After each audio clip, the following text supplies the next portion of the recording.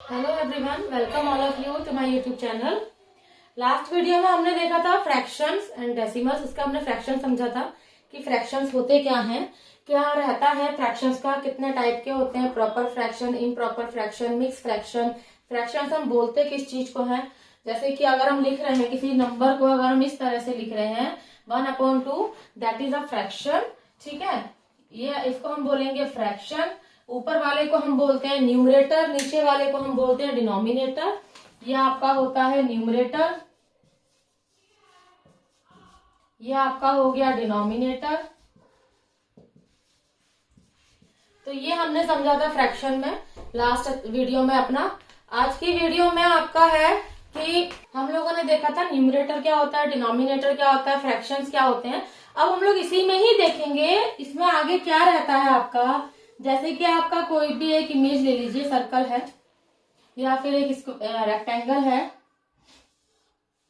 अब इस सर्कल को सपोज कीजिए मैंने अगर इस तरह से 4 पार्ट्स में डिवाइड कर लिया और इसके एक पार्ट को अगर मैंने इस तरह शेड कर दिया, तो मैं इस एक पार्ट को अगर मुझे डिनोट करना है या एक पार्ट को मुझे अगर बोलना है, ये पूरा मेरा एक सर्कल है, इसमें से इसके एक हिस्से को 4 पार्ट में ये सर्कल डिवाइडेड है, 1 2 3 4, राइट।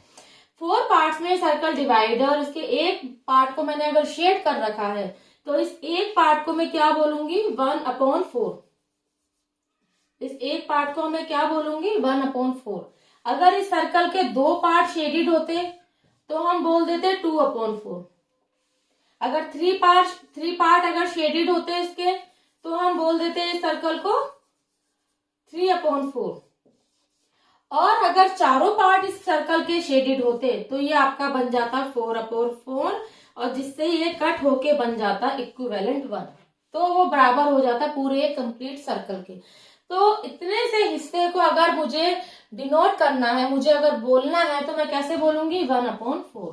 क्योंकि 4 पार्ट्स में ये डिवाइडेड था, एक पार्ट इसका शेडेड था, तो एक पार्ट पूरे सर्कल का 1/4 हिस्सा, 1/4 इसका रेशियो रहेगा, इसका फ्रैक्शन रहेगा, इसको बोलने का रहेगा। सेम चीज अगर हम इसको करते हैं, सपोज कीजिए मैंने इसको 2 पार्ट में डिवाइड कर रखा है, इसको अगर मुझे बोलना है तो मैं क्या बोलूंगी, 1/2।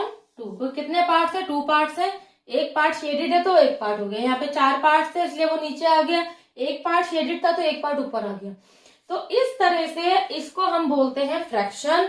और किसी भी डायग्राम को अगर हमें इस तरह से दिखाया होता है, इस तरह से दिया होता है, और हमें उसको बोलना होता है, उसको डिनोट करना होता है कि हम इसे क्या बोलें, कैसे लिखें, तो हम उसे इस वे में लिखते हैं।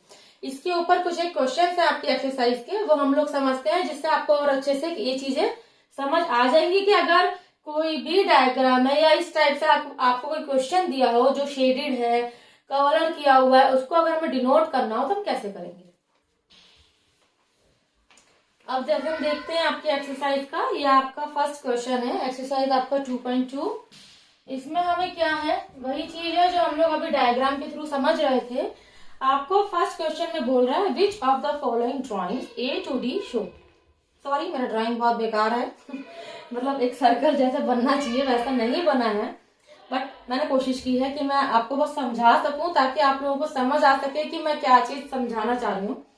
तो आपका जैसे फर्स्ट क्वेश्चन है जिसमें वो ये बोल रहा है A to D है, आपको 4 इमेजेस दी हुई है, 4 पिक्चर्स दी हुई है आपकी बुक में, इस टाइप से बनी हुई है, और उनसे रिलेटेड आपको ये 4 नंबर्स में आपको मतलब 4 आपके ऊपर पार्ट दिए हैं क्वेश्चन के, और हमें ये बताना है कि कौन सा पार्ट कौन सी इमेज से, कौन सी पिक्चर से मैच हो रहा है। सबसे पहला है 2 × 1/5। मतलब हमें ये देखना है कि हमारी कौन सी इमेज है जिसके 5 भाग हैं, कौन सी इमेज है जो हमारी 5 भाग में डिवाइडेड है। अगर हम इसको देखें तो इसके 3 है, 1 2 3 1 2 3 1 2 3, ये नहीं है। यहाँ पे 2 है, ये भी नहीं है। यहाँ पे 4 है, ये भी नहीं है। यहाँ पे हम देखते हैं तो आपका जो ये सर्कल है डी पार्ट, जो आपका डी पार्ट है, ये आपका 5 भाग में डिवाइड कर रखा है, 5 भाग में इस सर्कल को बांट रखा है। मतलब कि ये 1/5 जो है आपका इससे मैच हो रहा है। और 1/5 का मतलब 5 भाग में डिवाइडेड है, जिसमें से एक भाग उसका शेडेड है, राइट। एक पार्ट उसका शेडेड है जो कि हमारा बिल्कुल मैच हो रहा है। सेकेंड चीज 2 का मतलब कि यहाँ पे दो सर्कल हैं, मतलब कि दो ऐसी ड्राइंग है, दो ऐसी इमेज है, दो ऐसी पिक्चर है जो 1/5 भाग से डिवाइडेड है। तो ये कौन सा किससे मैच होता है? फर्स्ट वाला आपका मिल रहा है डी से, राइट। फर्स्ट वाला आपका किसके इक्वल हो गया? डी के इक्वल। अब हम सेकंड में देखते हैं, ऐसी कौन सी ड्राइंग है जो 2 भाग में डिवाइडेड है? ए नहीं है, 3 भाग में है। बी, यस, बी आपकी 2 भाग में डिवाइडेड है, जिसका एक भाग आपका शेडेड है। इसमें ये वाला भाग शेडेड है, इसमें ये वाला भाग शेडेड है। ऐसा जरूरी नहीं है कि सेम भाग ही शेडेड होना चाहिए, भाग कोई सा भी शेडेड हो, बट दोनों का एक एक भाग शेडेड है और 2 भागों में दोनों पिक्चर आपकी डिवाइडेड हैं और 2 पिक्चर हैं। तो ये आपका इससे मैच हो रहा है, मतलब कि सेकंड वाला आपका हो गया है बी के बराबर। क्लियर? सी, थर्ड आपका है 3 × 2/3। हमारी ऐसी कौन सी पिक्चर है जिसके 2 भाग शेडेड है और 3 पार्ट्स में वो पिक्चर डिवाइडेड है? बचे हमारे पास कौन से? ए एंड सी। अब पहले ए देखते हैं। यस, ए में क्या है? आप देख रहे हैं सर्कल है जो 3 पार्ट में डिवाइडेड है और जिसके 2 भाग शेडेड है। तो हमने ये देख लिया आपका सर्कल जिसको जो 3 पार्ट्स में डिवाइडेड है, जिसके 2 भाग आपके शेडेड हैं। और कितने हैं ये? 3 है। 3 सर्कल है आपके, 1, 2 एंड 3। तो यस, ये आपका हो गया है थर्ड वाला। आपका किससे मैच होता है? ए से, राइट। 3 सर्कल है जो 3 भाग में डिवाइडेड है, जिसके 2 भाग शेडेड है, मतलब कि 2/3। अब आई लास्ट इमेज। 3 पिक्चर है, 4 भाग में डिवाइडेड है और हर पिक्चर का एक भाग आपका शेडेड है, जो कि आपका सी वाला भाग है। आप देख रहे हैं एक स्क्वायर है जो 4 भाग में डिवाइडेड है, जिसका एक भाग शेडेड है और पिक्चर टोटल कितनी है? 3, राइट। तो कितना क्या हो गया आपका? फोर्थ वाला जो है आपका, वो आपका इक्वल हो गया है सी के।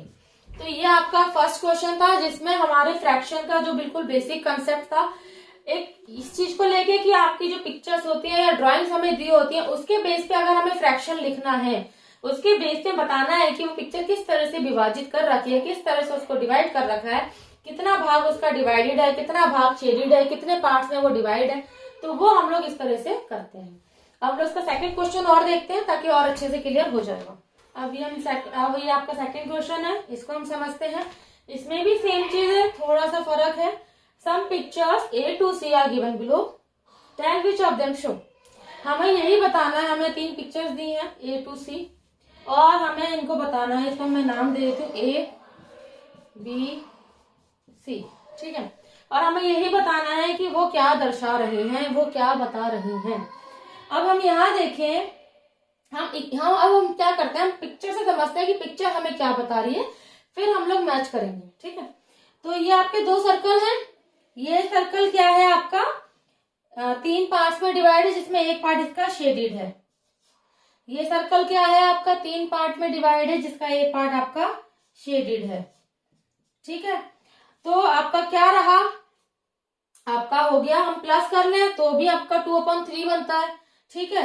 अब अगर मैं इसको मल्टीप्लाई कर देती हूँ, ठीक है, अगर मैं ये करती हूँ, हमारा ये है, हमारे 2 बन रहे हैं, तो मैं क्या करती हूँ, 1/3 को × 2, राइट। तो मुझे क्या मिलेगा? 2/3, जो कि इसके बराबर हो रहा है।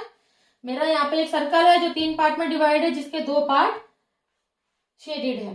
तो अगर मैं इस तरह से इमेज को लेके मतलब दोनों इमेज का क्या है, एक पार्ट शेडेड है, तो मैंने 2 से मल्टीप्लाई करा, तो जो मुझे बराबर में आंसर मिलेगा, जो मुझे इक्विवेलेंट आंसर मिलेगा, वो उसके बराबर के ही इक्विवेलेंट होगा। मतलब अगर मैं इन सर्कल को मर्ज कर दूं 2 पार्ट को शेड करके, तो वो इसका इक्विवेलेंट ही रहेगा। और ये आपका कौन सा बन रहा है? ये वाला,